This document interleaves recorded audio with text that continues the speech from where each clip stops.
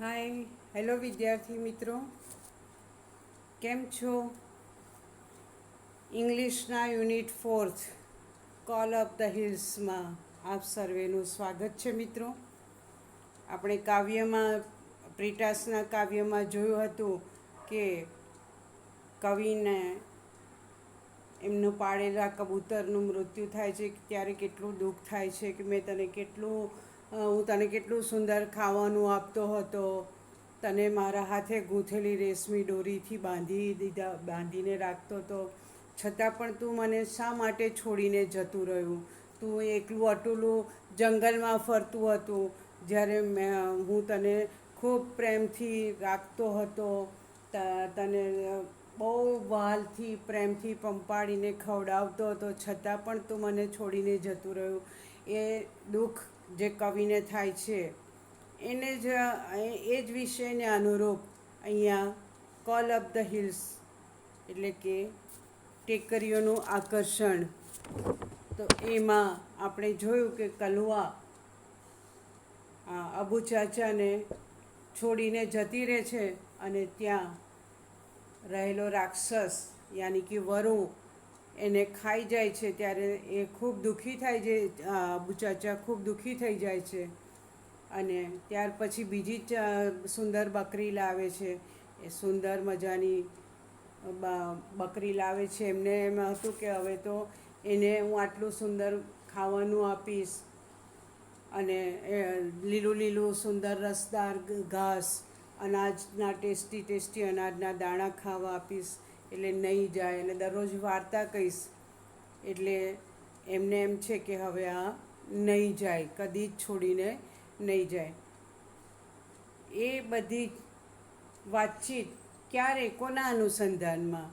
તો ગોવિંદા જ્યારે એમના ઘર પાસેથી પહેલી વાર નીકળે છે ત્યારે ઉદાસ બેઠેલા હોય છે, એકલા બેઠેલા હોય છે. તો એમને ઉદાસ જોઈને પણ દુઃખી થાય છે અને પૂછે છે કે તમે કેમ ઉદાસ છો? ત્યારે એમને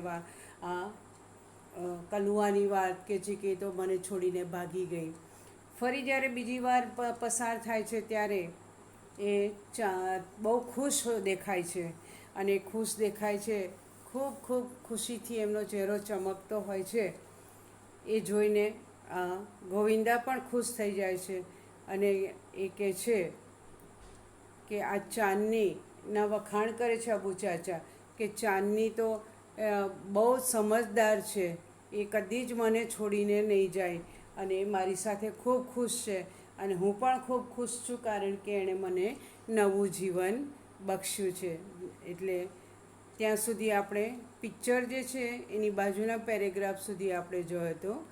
એના પછીની લાઈન પણ જોઈ હતી, પણ એને છેલ્લી લાઈન હું રિપીટ કરું છું. Govinda said, Abu chacha, I am delighted to see you like this. આપ આટલા બધા ખુશ છો ચાંદનીને મેળવીને, તો હું પણ બહુ જ ખુશ છું. And I am sure Chandni will accompany you till your last breath. Breath બોલો, બ્રીથ બોલો, ઓકે. મને ખાતરી છે કે કંપની એટલે કે સાથ નિભાવવો, લાસ્ટ બ્રેથ એટલે જીવનના અંતિમ શ્વાસ સુધી. એ કહે છે તમને જોઈને હું પણ ખુશ છું અને મને ખાતરી છે કે ચાંદની તમારા જીવનના અંતિમ શ્વાસ સુધી તમારો સાથ આપશે, એટલે કે છોડીને હવે આ જશે નહીં. Now we are going ahead. Some years past.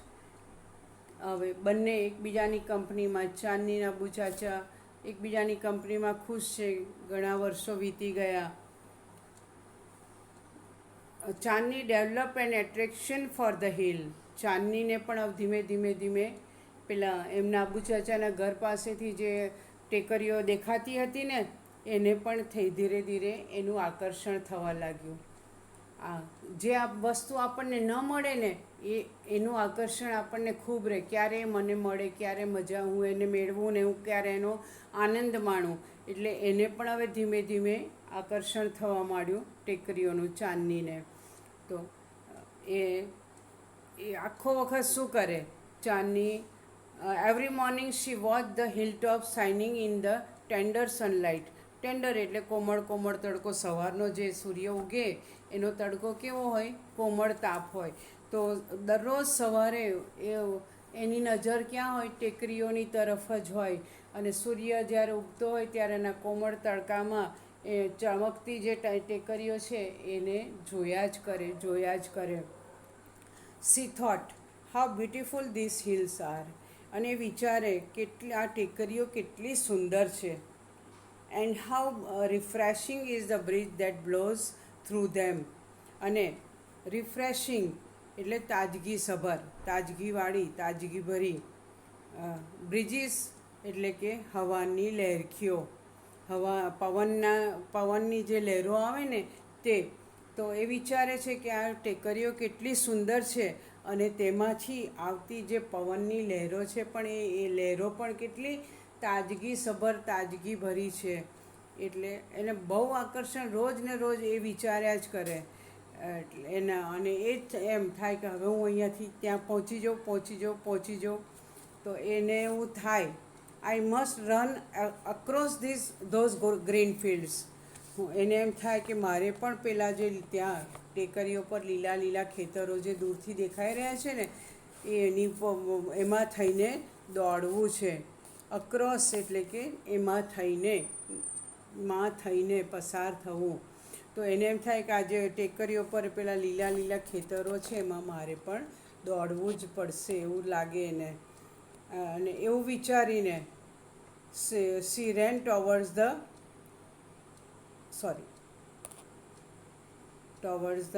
Hill tops but stop with a jerk. એમ વિચારી કે મારે પણ હવે ખેતરોમાં દોડવું છે એમ વિચારીને એણે દોડવાનું શરૂ કર્યું. ક્યાં આગળ? ટેકરીઓ તરફ દોડવા લાગી. પણ જેવી દોડવા ગઈ, but stop with a jerk, દોડવા ગઈ ને એવી જ અચાનક જ એ ત્યાં આગળ અટકી ગઈ. જર્ક એટલે ઝટકો લાગ્યો, ઝટકાભેર અટકી ગઈ. કારણ કે કેમ અટકી ગઈ? તો એને શું હતું? There was a rope around હર નેક. અરાઉન્ડ એટલે ની ફરતે. તો એ ઝટકો શેનો લાગ્યો? તો એના ગળા ફરતે શું હતું? દોરડું બાંધેલું હતું. એટલે એ ઝટકા સાથે અટકી ગઈ. And she hated it most. To hate એટલે નફરત કરવી, ધૃણા કરવી, ગમવું નહીં. હવે એને આ જે દોરડું હતું ને એ જરાય ગમતું ન હતું. કારણ કે દોરડું જ એને બંધનમાં રાખતું હતું. Gradually Chandni stop eating the green grass and tasty greens. હવે એના માટે એટલું બધું આકર્ષણ થવા લાગ્યું કે ધીમે ધીમે એની ભૂખ પણ મરવા લાગી. એટલે એણે શું કર્યું કે એને ખાવાનું ઓછું બંધ કરી દીધું, ધીમે ધીમે ઓછું કરી દીધું. ગ્રેજ્યુઅલી એટલે ધીમે ધીમે ચાંદનીએ ખાવાનું પણ લીલું લીલું ઘાસ અને પેલા જે સ્વાદિષ્ટ અનાજના દાણા હતા ને, ટેસ્ટી ગ્રેન્સ, એ પણ ખાવાનું બંધ કર્યું. અને દરરોજ જે અબુ ખાન એને જે વાતો કહેતા હતા ને એ પણ એને શું થયું? Even she lost interest in Abu Khan stories. Lost એટલે કે લોસનું ભૂતકાળ, લોસ્ટ તો એને ગુમાવવું. એને આ અબુ ખાન જે રોજ રોજ વાર્તાઓ કહેતા ને એમાં પણ એને રસ રહ્યો નહીં. C lost her appetite, ગ્રુ very thin. Appetite એટલે ભૂખ. એને ભૂખ પણ મરી ગઈ. ફક્ત ને ફક્ત ટેકરીઓ પર જવું છે. એનું આખો વખત નજર અને દિમાગ એનું ત્યાં જ દોડ્યા કરે. એટલે એની ભૂખ પણ મરી ગઈ. અને એણે શું કર્યું? ભૂખ મરી ગઈ, ખાવાનું ઓછું કરી દીધું. એટલે ધીમે ધીમે શું થયું? C ગ્રુ very thin. એટલે કે ગ્રોનું પાસ્ટ ટેન્સ. એટલે ધીમે ધીમે તે દુબલી પતલી થઈ ગઈ. અને બસ એક જ વસ્તુ એને છે, ટેકરીઓ પર જવું છે. એટલે શું કરે? She stared moodlessly at the hills, bathing in the sunlight or playing with the clouds. Bathing બોલો યા બાથિંગ બોલો, બંને સેમ એનો શું કહેવાય અર્થ. ટુ બાથ એટલે નાહવું. એટલે એને ફક્ત ને ફક્ત શું દેખાય? ટુ સ્ટેર એટ એટલે એકી નજરે તાકી રહેવું, જોઈ રહેવું. તો એની નજર હંમેશા ક્યાં હોય? એ ઉદાસ થઈ અને ટેકરીઓ તરફ જોયા જ કરે, એકી ધારીને જોયા કરે. તો એ ટેકરીઓ કેવી હતી? તો કેવી હતી? The hills bathing in the sunlight, સૂર્યના પ્રકાશમાં જાણે નહાતી હોય ને ટેકરીઓ, સૂર્યના તડકામાં, સૂર્યના પ્રકાશમાં નહાતી હોય એવી ટેકરીઓ. એન્ડ સાથે ટેકરીઓ નાહતા નાહતા શું કરે છે? સાથે સાથે પ્લેઇંગ વિથ ધ ક્લાઉડ્સ. કોની સાથે રમે છે ટેકરીઓ? વાદળાઓ સાથે રમતી હોય એવું જ એને દ્રશ્ય એવું દેખાય કે આ સૂર્યના પીળા પીળા પ્રકાશમાં, તડકામાં ટેકરીઓ નાહી રહી છે, વાદળાઓ જોડે રમી રહી છે. એકે ધારે ને ધારે નહીં ખાવું, નહીં એની વાર્તાઓ અબુ ખાનની સાંભળવી, બસ ફક્ત ટેકરીઓની તરફ તાકી રહેવું. Abu Khan could sense what was happening to his dear ચાંદની. હવે ધીમે ધીમે ખાવાનું બંધ કર્યું. એની નજર ફક્ત ને ફક્ત ક્યાં હોય? ટેકરીઓ તરફ. એટલે આપણામાં કંઈક વર્તનમાં ફર્ક આવે ને એટલે આપણા મમ્મી પપ્પાને ખબર પડી જાય કે something is going wrong with my son or daughter. મારા દીકરા કે દીકરીને કંઈક મન બીજે લાગી ગયું છે, એટલે વર્તન બદલાઈ જાય. તો એવું તમારે વર્તન પરથી જ ખબર પડી જાય કે કંઈક થઈ રહ્યું છે, અજુગતું થઈ રહ્યું છે. તેમ હવે અબુ ખાન પણ સમજી ગયા કે મારી વાલી ચાંદનીને શું થઈ રહ્યું છે. કારણ કે ખાવાનું છોડીને ફક્ત ટેકરીઓ તરફ નજર કરે એટલે એમને પણ લાગ્યું કે આ કંઈક નવું અજીબ આકર્ષણ કલુઆની જેમ આ ચાંદનીને પણ થઈ રહ્યું છે. એટલે સમજી ગયા કે આને પણ હવે થોડા સમયમાં એ પણ ભાગવાની તૈયારી કરશે જ. એટલે એમણે શું કર્યું? He pushed her into a small hut and shut the door. એમનું જે ઘર હતું ને એમાં એને માટે જે અલગ રૂમ હતી કે પોતે બંને સાથે રહેતા હતા, એ ઝૂંપડીની અંદર એને ધક્કો મારીને પૂરી બારણું બંધ કરીને એને પૂરી દીધી. But forgot to close the small window at the back. એના માટે અલગ નાની ઝૂંપડી બનાવી હશે ને એમાં એને પછી બારી તો રાખવી પડે ને હવાની અવર જવર માટે. તો એ બારી બંધ કરવાનું ભૂલી ગયા. એને પૂરી તો દીધી, બારણું બંધ કરી દીધું, પણ પેલી બારી તો ખુલ્લી રહી ગઈ, એ બંધ કરવાનું ભૂલી ગયા. હવે ભૂલી ગયા એટલે ચાન્સ કોણ લઈ લેશે એનો? ચાંદનીએ તરત જ એનો ચાન્સ લઈ લીધો. The same night Chandni made the window her passage for freedom. To make a window એટલે કે રસ્તો બનાવવો, ફોર ફ્રીડમ એટલે મુક્તિનો રસ્તો, માર્ગ શોધી કાઢ્યો. એ જ રાત્રે ચાંદનીએ શું કર્યું?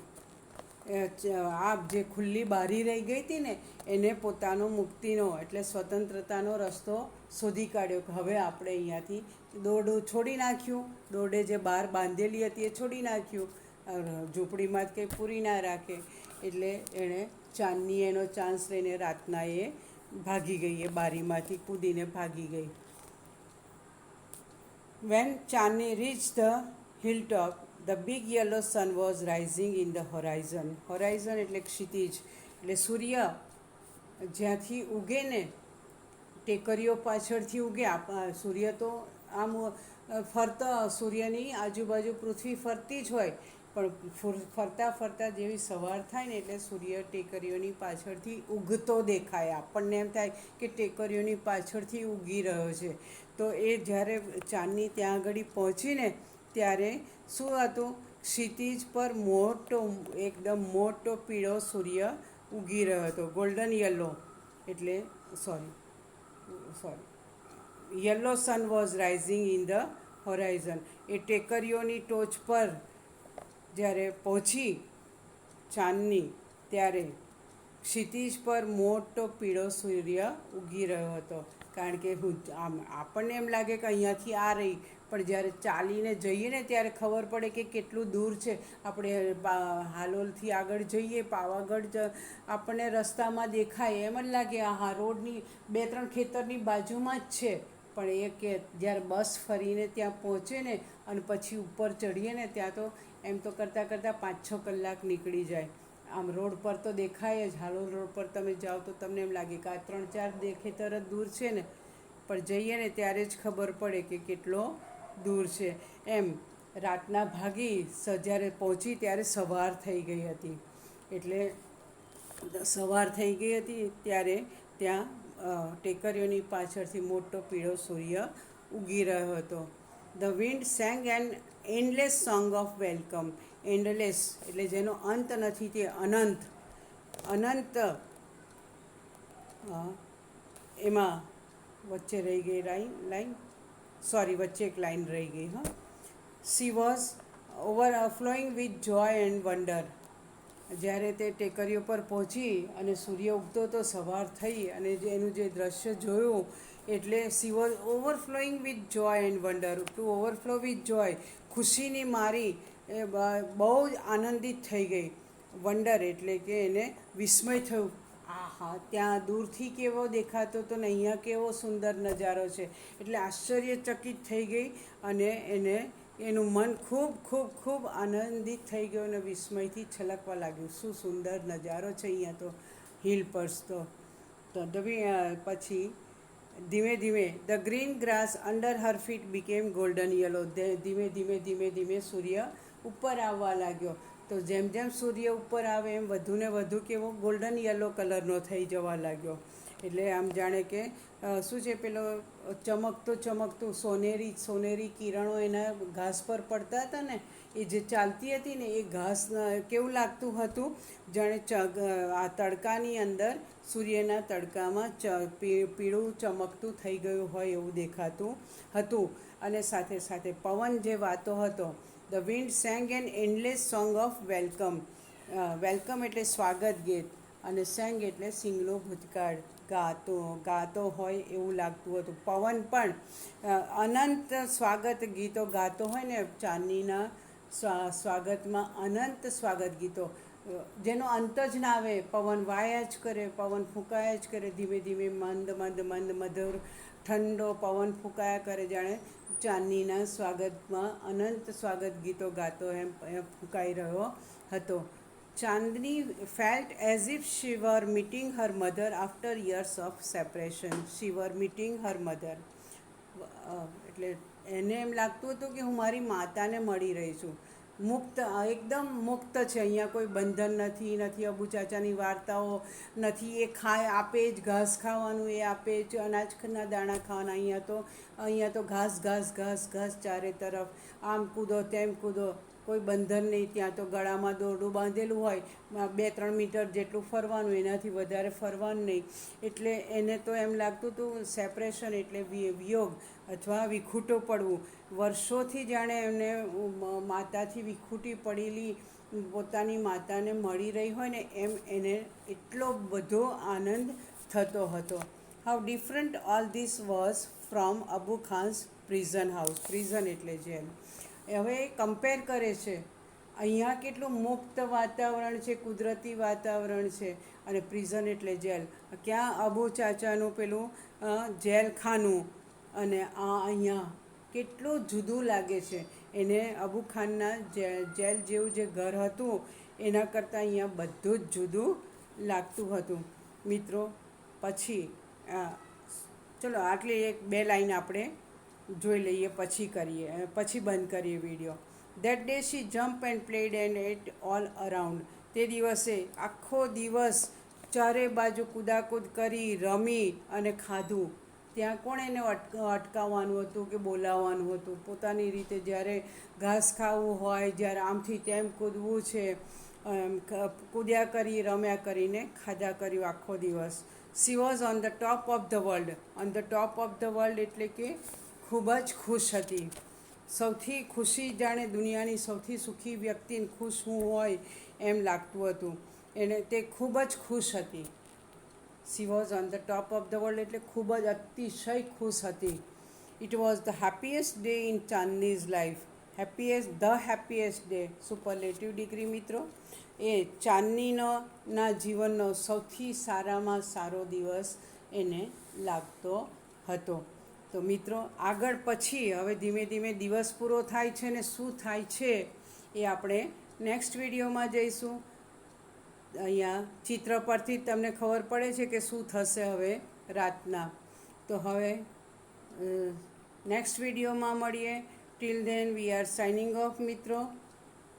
C you in the next video. Have a nice day. Bye. જય શ્રી